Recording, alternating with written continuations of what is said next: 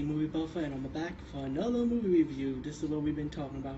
Well, this is what I've been talking about. Excuse me.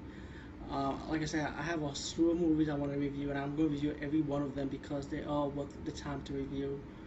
And the first of my horse collection, I was going to do the Kung Fu first, but I'm going to do the Kung Fu next week or the week after. I just want to do the horror first because it's easier for me to translate and easier for me to work with. While my Kung Fu collection is some of them are non-English subtitles, so it'll be like a lot of research for me to do.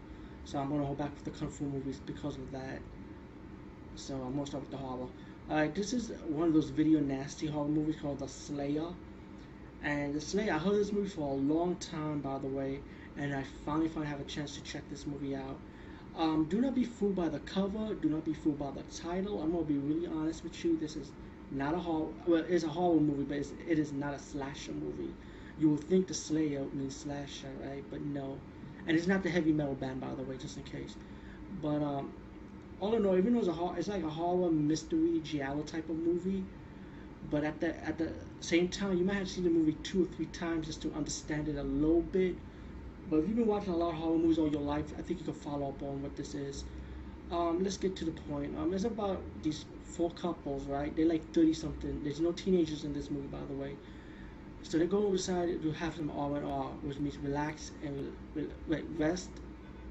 Damn, I forgot what R&R means. How stupid am I? I see how you my blogs are, but wait, R&R, rest and relaxation, right? I hope I'm right. Anyway, like I say, 4 couples decide to go on vacation because they want to relieve their stress.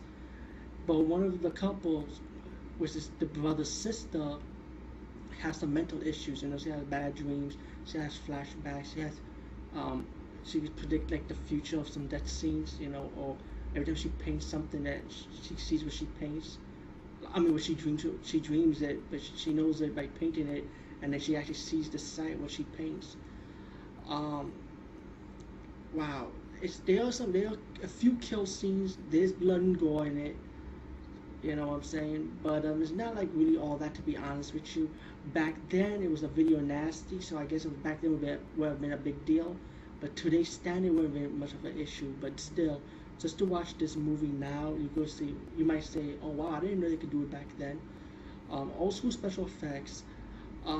There's a twist in the end, but I don't want to spoil it because that will ruin the moment, and it will ruin your mood of thinking who the killer is and what the killer does and what's the purpose of the killer.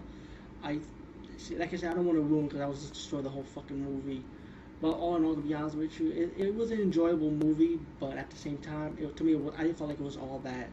That's just my opinion. I might have some haters for this one, but hey, what can I say? I gotta be real too, you know what I'm saying? Everyone is a different audience, so check The Slayer out. It's on VHS.